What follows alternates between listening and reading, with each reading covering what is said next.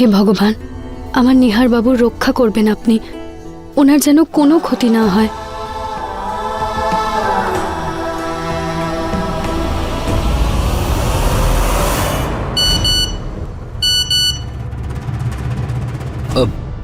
মা মেসেজ করেছে ওষুধ দোকান থেকে একটুখানি ওষুধ আনতে হবে, আমি নিয়ে আসছি।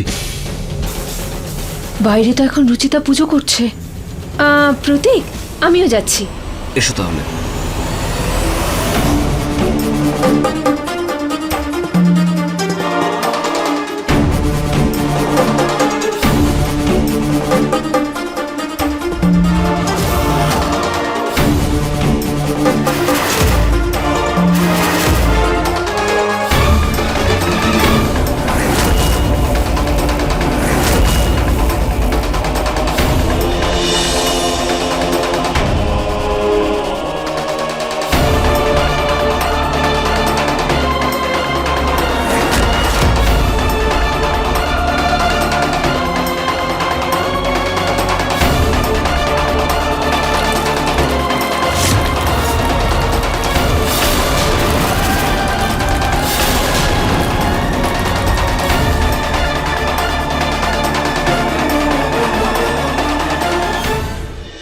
রুচিতা,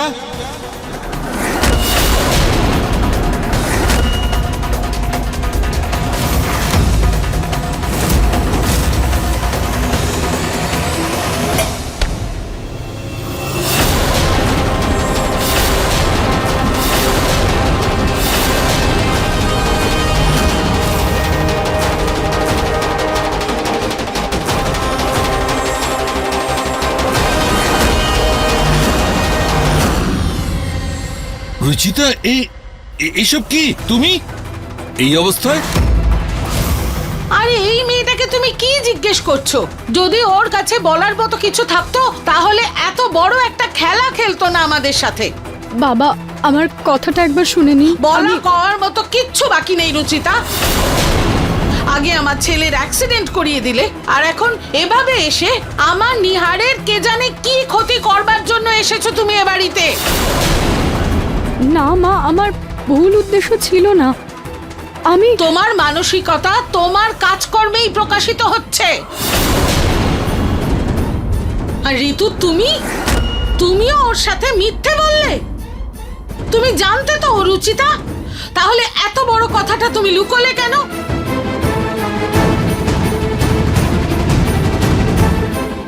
রতনে ঠিক রতনই চেনে, তাই না? ঋতু, রুচিতার যা হবার আগে তুমি এই বাড়ির বউ, আর সে দায়িত্ব তোমার কাছে অনেক বেশি বড়। আমি তো স্বপ্নেও ভাবিনি যে আমাদের বউরা আমাদের সঙ্গে এরকম নাটক করবে, এত মিথ্যে বলবে। একদম ঠিক বলেছো তুমি। ঋতুর সঙ্গে এ ব্যাপারে আমি পরে কথা বলবো। এই মেয়েটা এক নম্বরের নাটুকে রং ঢং করা মেয়ে। কথায় কথায় পরিবারের কাছে মিথ্যে বলা, কথা লুকানো ওর অভ্যেস হয়ে গেছে। আমাদের পরিবারটাকে নাটক বানিয়ে রেখেছে ও। যখনই দেখবে একটা নতুন নাটক, একটা নতুন কাণ্ড, আমাদের সবাইকে আঙুলে নাচাতে চায় এই মেয়েটা। ব্যাস পুনম, অনেক রাত হয়েছে, আশপাশের লোকেরা শুনছে। সবাই ভেতরে চলো, ভেতরে গিয়ে কথা বলছি। চলো।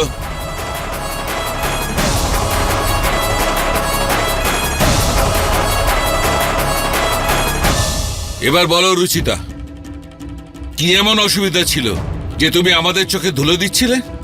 এই বাড়ির বউ হওয়া সত্ত্বেও এই বাড়িতে চাকরানি হয়ে থাকতে হলো? বাবা, আপনি ভুল ভাবছেন। আমি নিজের দায়িত্ব পালন করতে এসেছিলাম। নিজের স্বামীকে আমি ফিরে পেতে চেয়েছিলাম। নিহার বাবুর মনের সাদা কাগজে আমাদের পুরনো স্মৃতি তুলে ধরতে এসেছিলাম, যাতে ওনার মনে আমি আবার জায়গা করে দিতে পারি। তবে পুনম যখন তোমাকে আনতে গেছিল তখন তুমি ফিরতে রাজি হওনি কেন?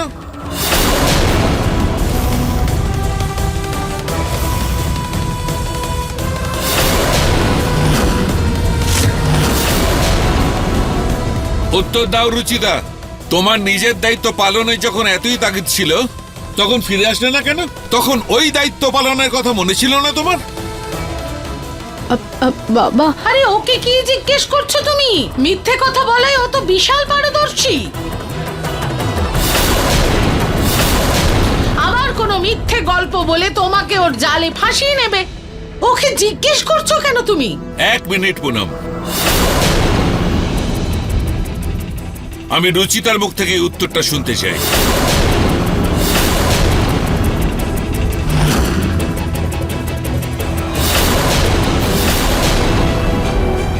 আমি এখানে বসতে আসিনি, এই কাগজটা দিতে এসেছি।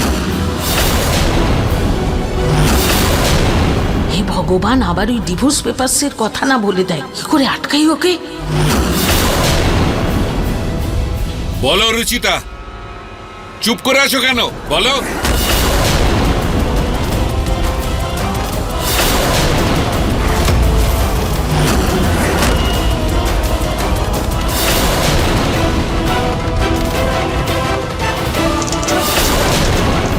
আমি কিছু জিজ্ঞেস করছি রুচিতা, এখন তোমার কোনো উত্তর নেই কেন? বাবা, বাবা আসলে আগুন! আরে আগুন! আগুন আগুন আগুন! এই আগুন এখানে লাগলো কি করে? আগুন লেগেছে! বাবা কিছু কর! আমি জল নিয়ে আসছি। প্রতীক, তাড়াতাড়ি জল নিয়ে এসো। এই আওয়াজ কোথা থেকে আসছে? হ্যাঁ সঞ্জয়, হ্যাঁ বল।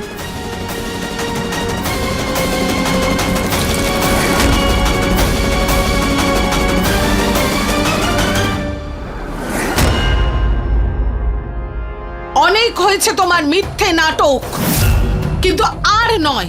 রেহাই দাও আমার পরিবারকে, আমার ছেলেকে। বেরো এখান থেকে। মা প্লিজ এরকম করবেন না। আমার আর নিহার বাবুর ভালোবাসাই আমাদের অস্তিত্ব মা, সেটাকে এভাবে ভেঙে গুড়িয়ে দেবেন না মা, প্লিজ। নিহার ওর জীবন থেকে তোমায়, তোমার অস্তিত্বকে মুছে দিয়েছে। সামনে থেকেও তুমি ব্যাপারটা বুঝতে পারো না? যদি তোমার ভালোবাসার কথা এতই ভাবতে রুচিতা, তবে এরকম ছদ্মবেশে নিজেকে আড়ালে রাখতে না। ওই দিন পুনমকে তুমি এইভাবে ফিরিয়ে দিতে পারতে না। সরি বাবা, আমি এই কথাটা বলতে চাইছিলাম না, কিন্তু এবার না বলে পারছি না। ওই দিন রুচিতা এই জন্যই মায়ের সঙ্গে আসেনি, কারণ মা ওকে আনতে যাননি। এটা তুমি কি বলছো ঋতু? আমি নিজে নিয়ে গেছিলাম পুনমকে রুচিতার বাড়িতে। কি পুনম? বাবা, সেদিন মা আপনার সাথে আমার বাড়ি গিয়েছিলেন, কিন্তু আমাকে ফিরিয়ে আনার জন্য নয় বাবা, বরং আমার আর নিহার বাবুর ডিভোর্স করানোর জন্য গিয়েছিলেন।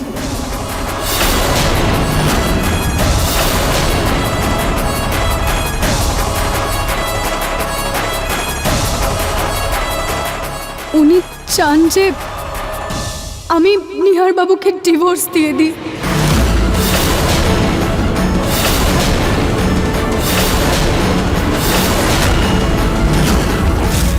রুচিতা, পুনম নিজের ছেলের জন্য তোমাকে 2-4টে কড়া কথা বলতে পারে, তুমি ওর উপর এত বড় অভিযোগ করছো? এত বড় কথা বলতে তোমার বুক একটুও কাঁপলো না? এটা যদি মিথ্যে হতো তাহলে আমি আমার ভালোবাসার দিব্যি দিয়ে বলছি সেদিন আমি মায়ের সাথে বাড়ি ফিরে আসতাম, এরকম কাজের মেয়ে হয়ে থাকতাম না। পুনম, এসব কি? তুমি রুচিতার বাড়িতে ডিভোর্সের কাগজ নিয়ে গিয়েছিলে? হ্যাঁ, গিয়েছিলাম আমি ওদের বাড়ি ডিভোর্স পেপার নিয়ে।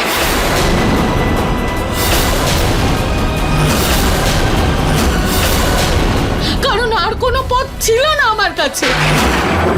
আমি একটা মা, নিজের ছেলেকে এভাবে অযাচিত অচেনা সম্পর্কে বেঁধে রাখতে চাইনি আমি। সেই জন্য গেছিলাম আমি ওদের বাড়ি ডিভোর্সের কাগজগুলো নিয়ে। নিহার তো রুচিতাকে ভুলে নিজের জীবনে মগ্ন, তাহলে কেন ওকে ওই সম্পর্কের বাঁধনে বাঁধবো, যে সম্পর্কের আমার ছেলের কাছে কোনো অস্তিত্বই নেই? সেই জন্যই আমি ওদের দুজনের ডিভোর্স করাতে চেয়েছি।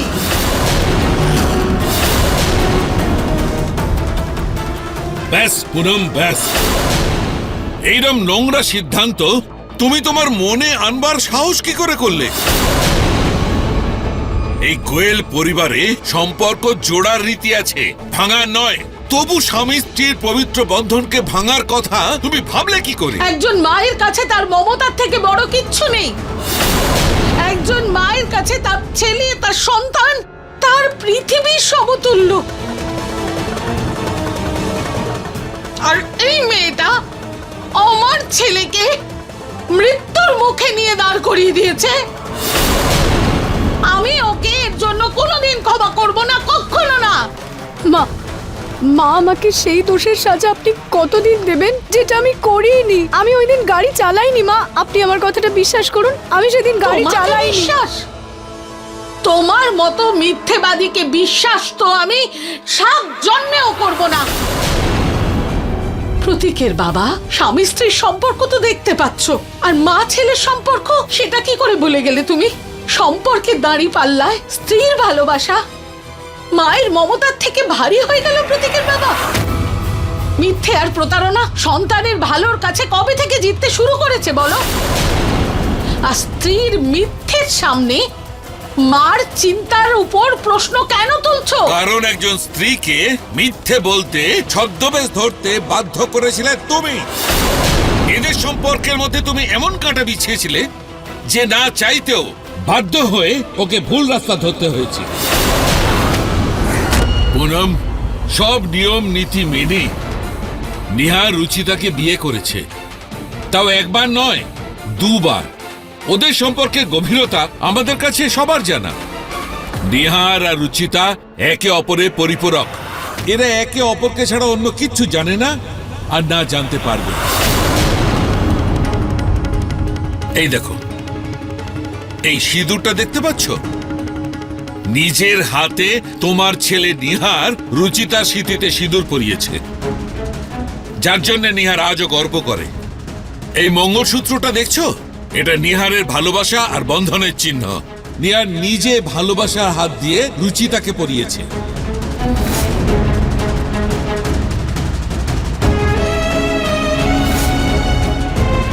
আজকে হয়তো নিহার ওর জীবনের ওই অংশটুকু ভুলে গেছে, কিন্তু তার মানে তো এই নয় যে ওদের সম্পর্কটাই ভেঙে গেছে। আর যেখানে ডক্টর বলেছে যে নিহারের অবস্থা ক্রমশ ভালো হচ্ছে, আমরা ওকে আস্তে আস্তে সব কথা মনে করবার চেষ্টা করতে পারতাম।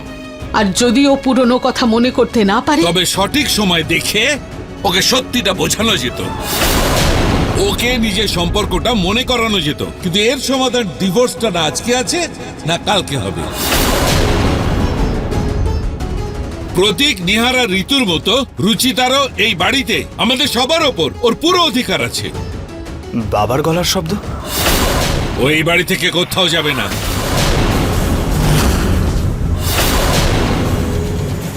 আমি 1 মিনিট কল করছি, দাঁড়া। মা, আমি আপনার মমতার ওপর কোনো প্রশ্ন তুলছি না, আর না অবিশ্বাস করছি। আমি শুধু হাত জোড় করে আপনার কাছে বলতে চাই যে আমাকে আমার দায়িত্ব পালন করতে আটকাবেন না। অনেক কষ্টে সাহস করে আমি এত দূর পৌঁছেছি মা। আর আর নিহার বাবুর জীবনে যে আমার স্মৃতির পাতায় ধুলো পড়ে গেছে, আমি সেটা আবার পরিষ্কার করে দিতে চাই মা। ওনার আমাদের ভালোবাসা, আমাদের বিয়ে সব মনে পড়ে যাবে। বিয়ে?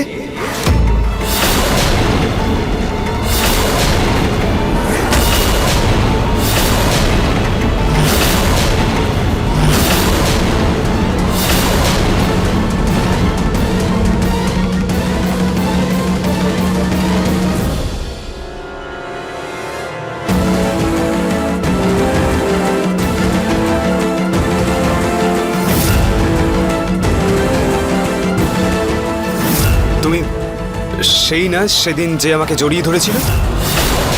কি কথা হচ্ছিল এখানে? হ্যাঁ বলো, কার বিয়ের কথা বলছিলে তুমি? কে তুমি? কি মনে করাতে চাও আমাকে বলো।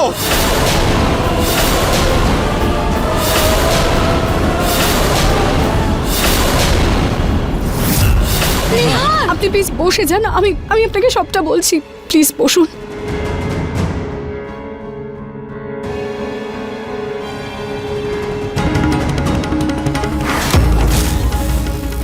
নিহার বাবু, জল খেয়ে নিন। আগে আমাকে বলো এখানে কি কথা হচ্ছিল।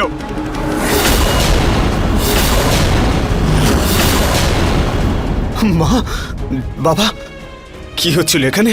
কি বলছিল এই মেয়েটা? বলো আমাকে। দেখেছো কি অবস্থা হয়েছে তোমার ছেলের? শুধু এই জন্য আমি ওদের আলাদা করতে চেয়েছি। আলাদা করতে চাইছিলে মানে? মা, আমার আর এই মেয়েটার সত্যি কোনো সম্পর্ক আছে? হ্যাঁ বাবা, তোমাদের দুজনের খুব গভীর সম্পর্ক আছে। এ হচ্ছে রুচিতা, তোমার স্ত্রী।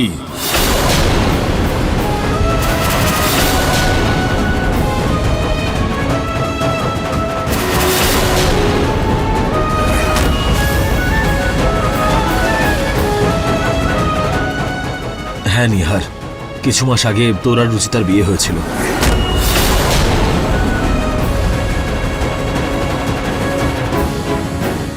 হ্যাঁ ঠিকই নিহার, এই হল ঘরের মাঝখানে তোমার মণ্ডপ সাজানো হয়েছিল।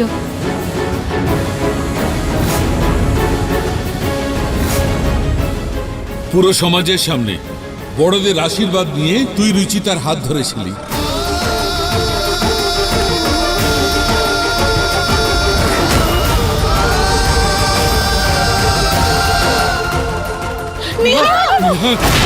নিহার, নিহার, জোর করে দেয়া হয়েছিল তোকে এই বিয়েটা।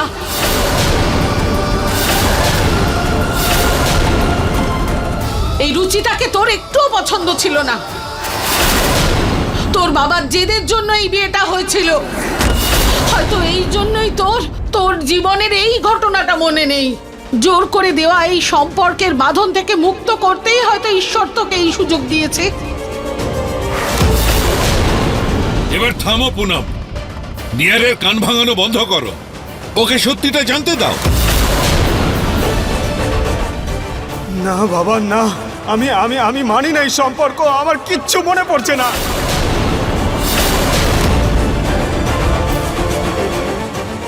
নিহার নিহার নিহার, তুই একদম টেনশন নিস না। ডক্টর বলেছে আস্তে আস্তে সব মনে পড়ে যাবে। তুই প্লিজ রিল্যাক্স কর। কি রিল্যাক্স করব? আমার জীবনের সব থেকে গুরুত্বপূর্ণ মুহূর্ত আমার মনেই নেই। এই মেয়েটার সঙ্গে আমার বিয়ে হয়েছিল, সে কথাটা আমার মনেই নেই, আর তুমি বলছো আমাকে রিল্যাক্স করতে। আমি আমি আমি আমি এই বিয়েটাকে মানি না।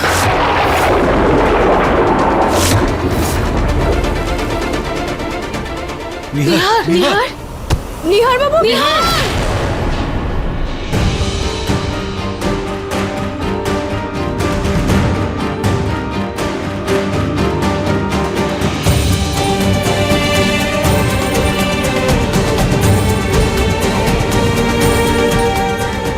কোথায় যাচ্ছ তুমি?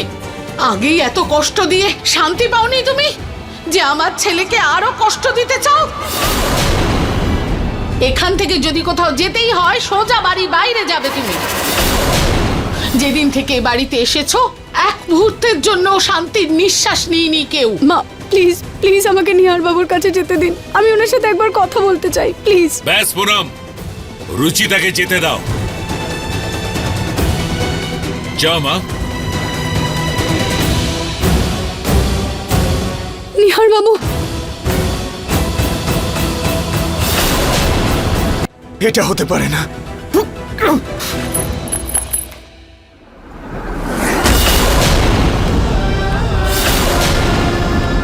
তুমি এখানে কি করছো? আমি কারোর সঙ্গে কোনো কথা বলতে চাই না, যাও এখান থেকে। নিহার বাবু প্লিজ একবার আমার কথাটা তো শুনুন। আপনি আমাকে ভুলে গেছেন, এটা আমি মেনে নিচ্ছি, কিন্তু আমাদের ভালোবাসা আপনি ভুলে যেতে পারেন না। কিসের ভালোবাসা? আমি কোনো ভালোবাসা টাসা মানি না। ঠিক আছে নিহার বাবু, আপনি আমার কথা না বিশ্বাস করতে চাইলে করবেন না।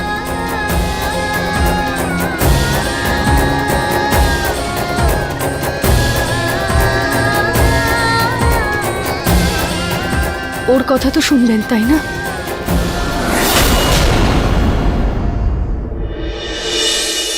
নিহার বাবু, শান্ত মাথায় নিজের মনের কথা শোনার চেষ্টা করুন, আর তারপর বলুন যে আপনার কিচ্ছু মনে হচ্ছে না। এই কদিন আপনার সাথে এতবার ধাক্কা লাগলো, আপনার উপর রং পড়লো, আপনি সেদিন ওই রকম ভাবে আম খেলেন, সেই সময়ও কি আপনার কিচ্ছু মনে হয়নি নিহার বাবু?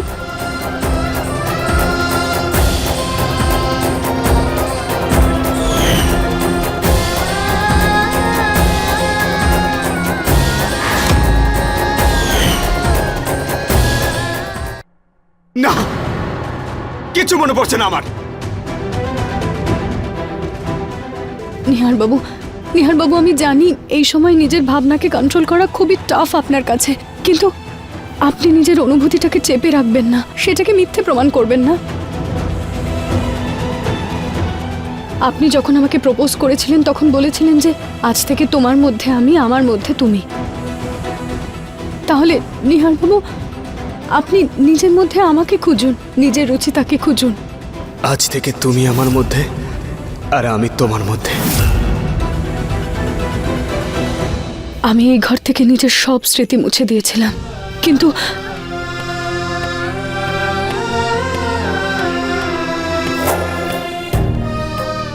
কিন্তু এটা সরাতে পারিনি।